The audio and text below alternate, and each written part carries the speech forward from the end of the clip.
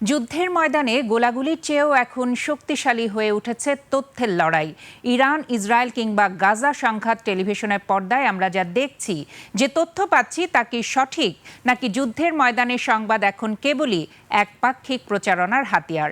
Embedded journalism থেকে শুরু করে রাষ্ট্রীয় সামরিক বিধিনিষেধ কিভাবে নিয়ন্ত্রণ করছে যুদ্ধের খবর?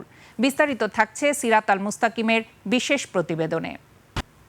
5+ স্টার রেটিং প্রাপ্ত দেশের সর্বোচ্চ বিদ্যুৎ সাশ্রয়ী ওয়ালটন এসি। স্মার্ট কমফোর্ট এখন নেক্সট লেভেলে। অত্যাধুনিক অস্ত্র আর মিসাইলের সমান্তরালে এখন চলছে তথ্যের লড়াই, যাকে বলা হয় পারসেপশন ওয়ারফেয়ার বা জনমত তৈরির যুদ্ধ। এই যুদ্ধে সাংবাদিকরা অনেক সময় নিরপেক্ষ পর্যবেক্ষক না হয়ে উঠছেন নির্দিষ্ট কোনো পক্ষের কণ্ঠস্বর। এর বড় একটি কারণ এমবেডেড জার্নালিজম। সাংবাদিকরা যখন নির্দিষ্ট কোনো দেশের সামরিক বাহিনীর সাথে ফ্রন্টলাইনে যান, তারা কেবল সেটুকুই দেখতে পান যা সেই দেশের বাহিনী তাদের দেখাতে চায়। ফলে শত্রুপক্ষের বেসামরিক ক্ষয়ক্ষতি বা নিজেদের পরাজয়ের খবরগুলো অনেক সময় আড়ালেই থেকে যায়।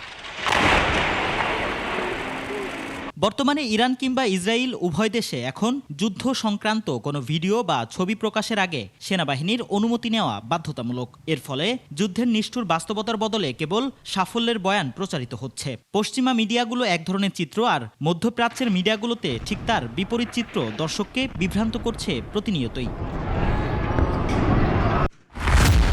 এমবেডেড বা শয্যাশয়ী সাংবাদিকের স্বকীয়তা ও বস্তুনিষ্ঠতা লোপ পায়, যার ফলে সংবাদ জনস্বার্থের বদলে নির্দিষ্ট কোনো গোষ্ঠী বা বাহিনীর প্রোপাগান্ডায় পরিণত হয়। এটি তথ্যের ভারসাম্য নষ্ট করে এবং দীর্ঘমেয়াদে সংবাদ মাধ্যমের উপরে জনগণের আস্থা ও বিশ্বাসযোগ্যতা সম্পূর্ণভাবে ধ্বংস করে দেয় বলে মন্তব্য করেন সাংবাদিকতার এই শিক্ষক। যেই ফোর্সের অধীনে আমি যাচ্ছি, সেটা ইরান হোক অথবা ইসরায়েল হোক অথবা আমেরিকান হোক, তাদের হয়ে ইনভেডেড, নট এখন আর এমবেডেড নাই। হ্যাঁ, সো এইটা হয়তো বা কেউ বলতে পারে, কোনো সাংবাদিক বলতে পারে আমার সেফটি সিকিউরিটির জন্য যাচ্ছে, কিন্তু আলটিমেটলি ওই সামরিক কৌশলটারই গুণগান গায়। সেইখানে যে মানবিক বিপর্যয়, সেখানে যে মানুষের যে দুর্দশা, সেখানে যে মানুষের যে মৃত্যুর রোল, সেটা কখনো আসলে ফুটে উঠছে না। সাংবাদিকরা যখন কোনো নির্দিষ্ট পক্ষের হয়ে কাজ করেন, তখন সাধারণ মানুষ যুদ্ধের প্রকৃত ভয়াবহতা বা সঠিক ঝুঁকিগুলো বুঝতে পারে না, যা দীর্ঘমেয়াদে নিরাপত্তাকে সংকটাপন্ন করে তোলে বলে মনে করেন এই বিশ্লেষক। হাজার হাজার শিশু নিহত হচ্ছে, নারীরা লাঞ্ছিত হচ্ছে, হসপিটাল আক্রান্ত হচ্ছে, স্কুল কলেজ আক্রান্ত হচ্ছে। সেগুলো যদি মানুষ জানতে পারে, তাহলে যেসব দেশ এগুলিতে জড়িত, সে দেশেও জনমত তাদের সরকারের বিপক্ষে যাবে। এইসব জিনিসগুলো থেকে সরকারকে নিবৃত রাখবে। আর যদি সেটাকে উৎসাহিত করা হয়, সেটাকে ধামাচাপা দেওয়া হয় যে সত্য ঘটনাগুলো, তাহলে ওই সব নির্যাতনকারী সরকারগুলো সেখানে এক ধরনের আস্কারা পেয়ে যায়, সুযোগ পেয়ে যায়।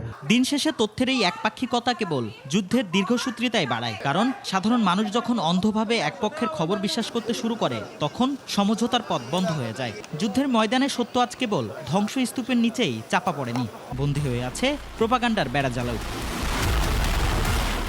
সিরাত আল মুস্তাকিম, 21 টেলিভিশন, ঢাকা।